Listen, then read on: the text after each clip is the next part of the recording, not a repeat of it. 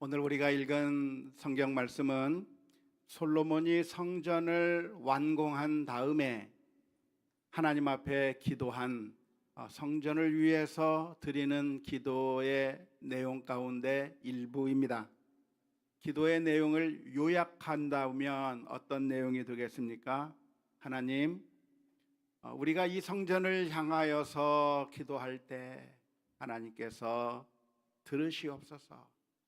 이 성전을 향하여 기도하며 엎드리며 기도할 때 하나님께서 들어달라고 하는 그런 기도를 하고 있는 겁니다.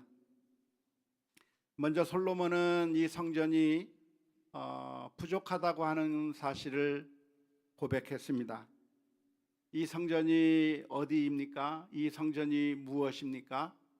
하나님을 모실 만한 그런 충분한 공간인가 했을 때 그럴 만한 자격이 되지 않는 성경이라고 고백을 하는 겁니다. 이 성전에 하나님께서 거하실 수 있을까요? 솔로몬이 만든 이 화려한 성전, 어쩌면 그 당시에 제일 화려한 건물이고 그 당시에 제일 웅장한 건물이 이 성전이었을 거라고 생각이 드는데, 그렇기 때문에 하나님께서는 다른 곳이 아니라 바로 이 성전에 머무를 정도로 이 성전은 그야말로 영광스러운 건물이 될 수가 있을까요? 그렇지 않습니다. 하나님의 영광은 너무나도 크기 때문에 이 성전이 아무리 화려하다고 한들, 이 성전이 당시의 최고의 건물이라고 한들 하나님의 영광에 비한다고 한다면 세 발의 피밖에 되지 않을 것이기 때문에 하나님께서 이 성전에 거하시게 해달라고 기도하는 것 자체가 부끄러운 거예요. 우리 집에 귀한 손님을 모시기가 좀 부끄럽지 않아요? 만일 대통령이 우리 집에 온다고 한다면 좀 창피할 것 같지 않아요? 그것처럼 정말 이 영광스러운 하나님이 이 성전 가운데 임하신다고 하는 것은, 그것은 너무나도 부끄러운 일이고 너무나도 자격이 안 되는 것이라고 하는 것을 오늘 솔로몬은 기도하면서 먼저 고백했습니다. 그럼에도 불구하고 솔로몬이 뭐라고 기도하냐면, 하나님, 이 성전이라고 하는 것이 이렇게 보잘것없는 것이지만, 보잘것없다고 하는 얘기는 하나님의 관점에서 보잘것이 없는 것이죠. 사람의 관점으로 본다면 제일 화려한 것이겠지만, 하나님께서 거하시기에는 보잘것이 없는 것이겠지만, 그러나 이곳을 통해서 우리가 하나님을 만나게 해 주옵소서. 우리가 이 성전을 통해서 하나님을 만날 수 있게 해달라고 하는 기도가 오늘 본문의 말씀의 기도라고 할 수가 있겠습니다. 그러면서 솔로몬은 이렇게 하나님 앞에 기도하는데요, 하나님, 우리가 이 성전을 보면서 이 성전을 향하여 기도할 때 우리의 기도를 들어주시옵소서라고 기도하고 있습니다. 하나님, 우리가 이 성전을 향하여 간구하고 기도할 때, 하나님께 울부짖을 때 하나님께서 들어주옵소서 간구하고 있는데, 이렇게 간구하는 것은 당연하다 하겠습니다. 왜냐하면 우리에게는 아무런 권리가 없기 때문에 그렇습니다. 성전을 만들어 놓기만 하면 하나님이 반드시 와서 우리들에게 은혜를 베풀어 주셔야만 하고, 우리들에게 축복을 베풀어 주셔야만 하고, 우리를 위해서 모든 것을 다 쏟아내 놓으셔야만 하는 그런 당위성이 하나님에게 있는 것일까요? 그렇지 않습니다. 하나님이 우리에게 와서 우리의 기도에 귀를 기울여야만 하고, 하나님께서 우리들에게 은혜를 베풀어 주셔야만 하고 하는 그런 당연한 권리가 우리에게 있느냐고 하면 우리에게 있지 않아요. 우리의 입장은 무엇입니까? 우리의 입장은 하나님의 은총을 기다리는 것, 하나님의 자비하심을 기다리는 것입니다. 우리는 간절하게 기다리는 게 우리의 태도인 것이지, 마치 우리가 식당에 들어가서 왜 밥 빨리 안 주냐고, 내가 먼저 왔는데 왜 나한테 주지 않느냐고 권리를 주장하며 밥을 내놓으라고, 밥을 가져오라고, 그렇게 우리가 원하는 것을 달라고 주장할 만한 그런 권한이 우리에게 아무것도 없다고 하는 사실을 먼저 기억해야 합니다. 하지만 우리 성도들은, 우리들은 종종 이러한 사실을 잊습니다. 그러면서 하나님을 향해서 따지는 거죠. 하나님, 내가 기도했는데 왜 안 들어줘요? 기도했는데 왜 안 내놔요? 라고 하나님 앞에 따지는 거죠. 하나님, 내가 하나님 앞에 예배 드렸는데 왜 나한테 축복 안 해줘요?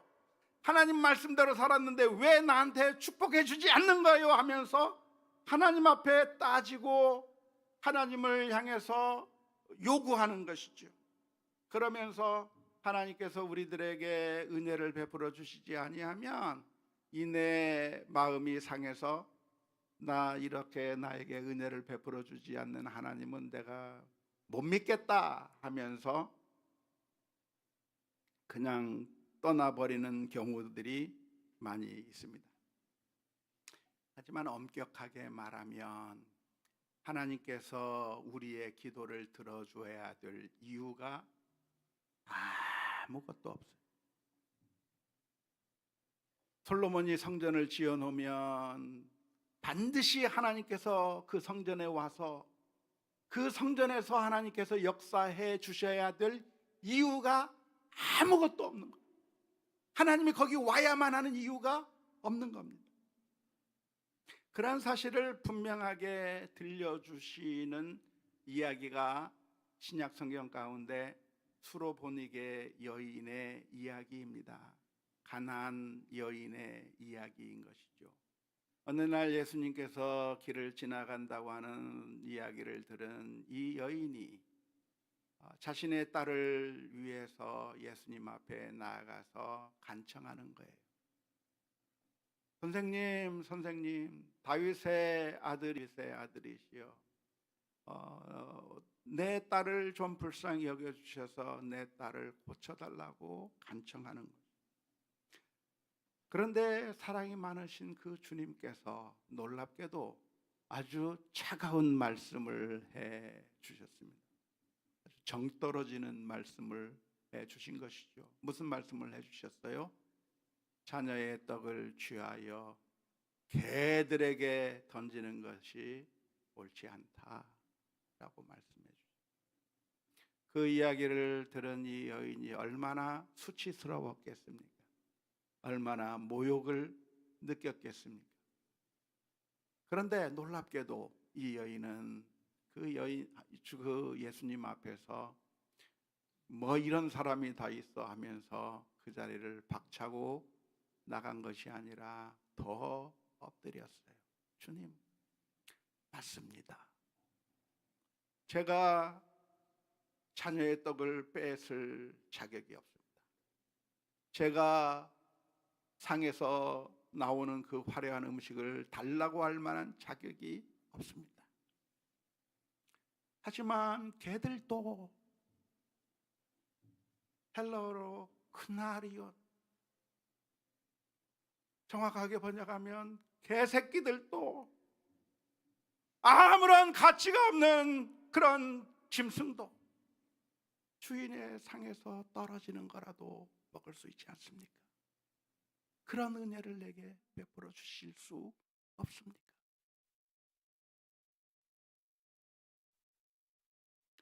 예수님께서 그 여인을 향해서 들려주시려고 했던 메시지가 무엇이냐면 우리에겐 자격이 없다는 거예요. 그런데 오늘 정확하게 솔로몬은 그것을 깨달았습니다.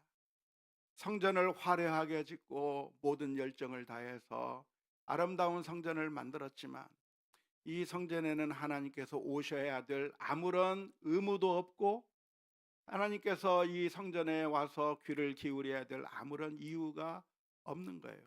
없지만 솔로몬은 하나님 앞에 겸손하게 엎드리는 겁니다. 그런데 하나님 은혜를 베풀어 주옵소서.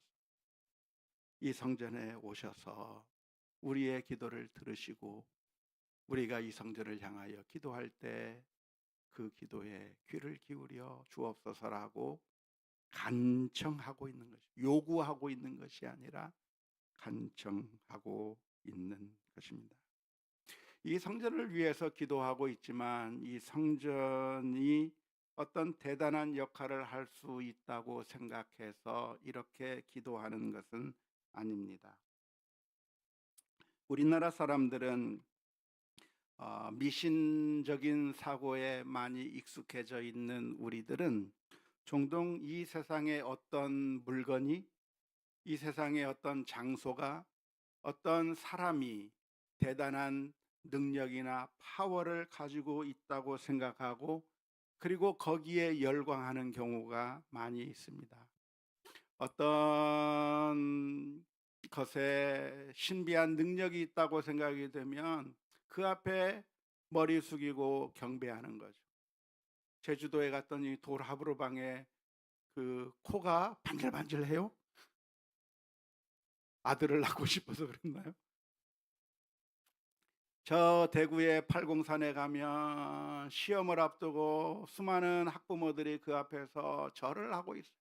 왜? 이곳에서 100일 동안 혹은 1000일 동안 그렇게 매일매일 와서 경배하고 기도한 사람은 그러면 좋은 대학 갔다더라. 떨어진 사람이 99.99%인데 그 사람들의 이야기는 뭐 좋은 얘기가 아니니까 안 들리고 합격했다고 하는 사람의 이야기는 또 증폭되고 증폭되어서 그래서 거기만 가면 문제가 해결될 거라고 생각하면서 거기에 열광하면서 달려가는 경우가 많이 있는데요. 크리스찬들 중에서도 그런 식으로 생각하는 경향들이 많이 있습니다. 참되신 하나님 앞에 나아가 하나님의 은혜를 간구하며 엎드리기보다는 이 세상에 눈에 보이는 것들에게 열광하는 경우가 많이 있는 것이죠. 법궤가 광야들을 지나는 동안에 함께 했었고 요단강을 가르고 여리고성을 갈랐다고 하는 이유 때문에 법궤가 무엇인가 대단한 것처럼 생각하고 법궤 앞에 가서 전쟁에서 승리하게 해달라고 간절히 비는 거죠. 에봇이 우리의 문제를 해줄 줄 알고 에봇을 만들어 놓으면 그것을 우상처럼 섬기는 일들이 있었던 것이죠. 뿐만 아니라 이 세상에 어떤 사람이 대단한 사람인가, 선지자가 대단한 사람인가, 어떤 사람이 대단한 사람인가 생각하는 경우도 있고, 또한 오늘날의 수많은 크리스천들 중에서도 어느 기도원에 가면 용하다나 어디에 가면 어떤 권사님이 능력이 많더라, 어떤 목사님이 능력이 많더라, 사람들에게 어떤 무슨 커다란 능력이 있는 것처럼 거기에 열광하는 경우가 많이 있는데, 그런데 오늘 이 솔로몬이 하나님 앞에 기도하는 것은 이 성전이 그런 어마어마한 파워를 가질 수 있게 해달라고 기도하는 것이 아닙니다. 이 성전을 향하여 기도할 때 하나님께서 들어 응답해 주시라고 기도하는 것은 성전 자체가 어떤 대단한 능력이 있게 만들어 달라고 하는 것이 아니라 회개하는 마음으로 하나님 앞에 우리의 마음이 열려서 회개하며 돌아오는 10년 가운데 하나님께서 은혜를 베풀어 주실 것을 기도하고 있는 것이죠. 오늘 저와 여러분들은 은혜가 많으신 그 하나님 앞에 나아가야 할 필요가 있습니다. 하나님은 어떤 하나님이십니까? 우리의 기도에 응답해 주실 필요가 없으신 하나님이신데 놀라운 것은 응답해 주셨어요. 자녀의 떡을 취하여 개들에게 던짐이 옳지 않은데 하나님께서는 자녀의 떡만이 아니라 자녀의 생명을 취하여 우리들을 위하여 생명의 양식으로 내어 주셨습니다. 십자가 위에서 피 흘리신 그 주님의 은총과 사랑을 주님 앞에 나오고 엎드리는 심령들마다 하나님께서는 우리의 허물을 용서하시고 우리를 품으시며 하나님의 자녀로 삼아 주시고 은혜를 베풀어 주시는 하나님이신 줄로 믿습니다. 오늘 우리가 이 세상을 살아가는 가운데 겸손하게 하나님 앞에 엎드렸으면 좋겠어요. 우리의 문제를 안타깝게도 우리의 힘으로는 해결할 수 없습니다. 우리가 저질러 놓고 우리가 벌려놓은 그 문제를 우리의 힘과 능력으로는 해결할 수 없어요.